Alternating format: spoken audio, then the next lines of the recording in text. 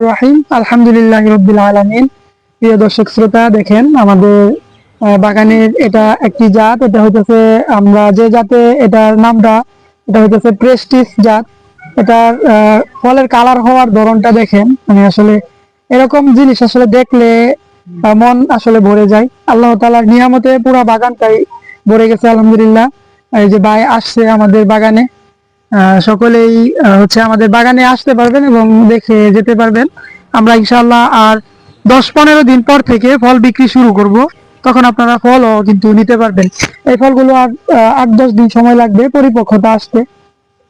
তো এই জন্য যারা ফল নিতে আগ্রহী তারা অবশ্যই 10-15 দিন পর থেকে আসবেন। আপনার ফোন নাম্বারটা ঠিকানাটা বলে দিন।